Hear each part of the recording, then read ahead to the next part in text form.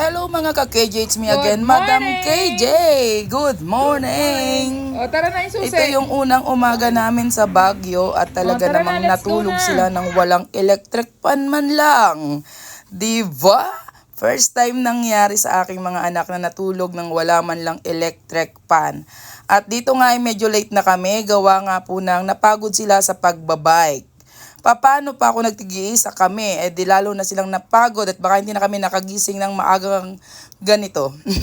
Hindi na kami nakapunta sa iba pa. Siyempre, ang gusto naming unahin na puntahan ay ang Lourdes Grotto. Siyempre, para naman ang simula ng ating umaga ay puntahan muna natin si Mama Mary. At dito nga ay talaga namang ang ganda ng panahon, mainit pero malamig. At lakad-lakad nga kami ditong mag-anak at talaga namang ang nanay ay ang kasama yung aking panganay. O diba, mas malaki pa yung aking anak kaysa kay Lola. Pero matangkad din ang Lola. At dito nga ay talaga namang buti na lang at may dala ako ditong stick.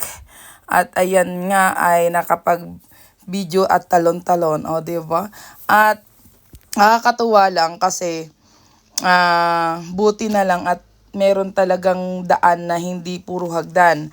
Kasi si nanay at ako ay talaga namang not allowed to umakyat ng stair na mahabang mahaba. Bawal po sa akin yan.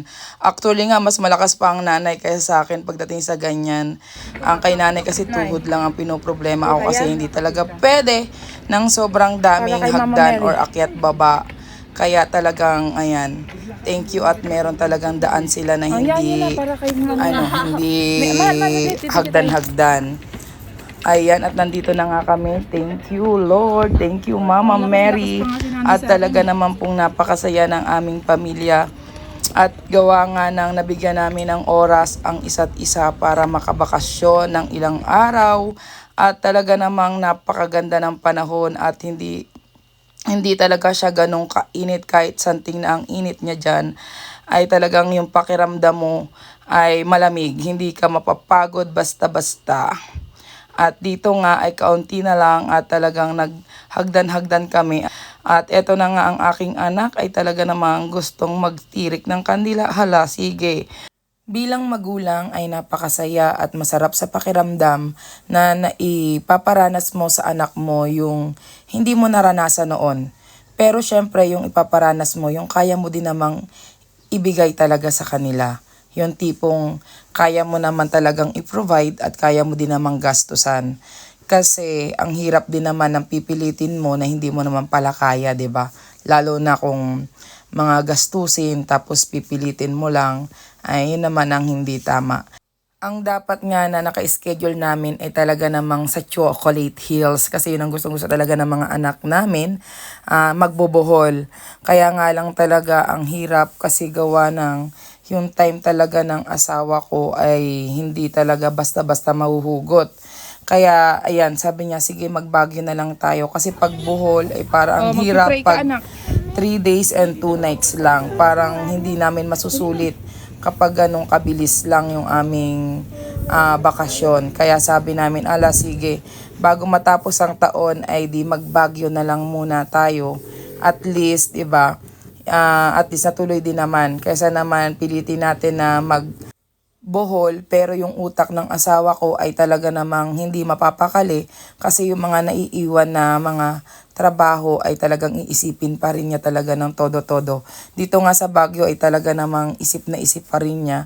Pero at least ilang araw lang, unlike pagka magbubohol, ayan, napakaganda ng grotto. At talagang pag nandito ka na sa taas ay talagang ang sarap sa pakiramdam at ang ganda ng tanawin. Thank you Mama Mary.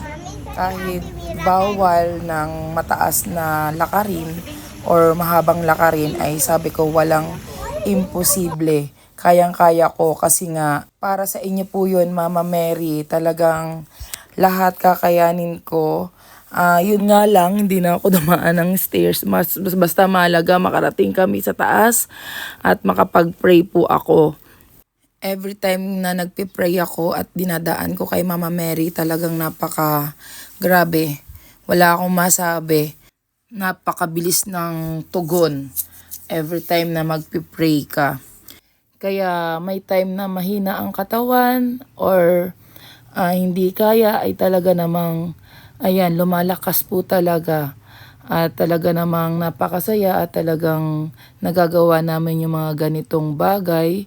At alam ko naman na ayan, nandyan lang lagi si Lord sa ating tabi at hindi tayo pababayaan. At patuloy ang ating paggaling at pagbuti ng kalagayan. Ayan. Thank you po Mama Mary, thank you Lord sa patuloy na buhay na pinagkakaloob niyo po sa amin. At talaga naman pong wala na akong masabi. Napakarami na pong blessing ang binibigyan niyo po sa amin.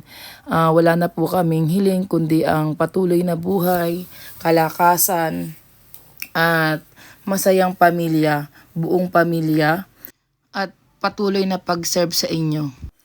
Maraming salamat sa panonood. Follow our page, Kikay Journey TV. Bye! God bless us all. Keep safe. Ingat!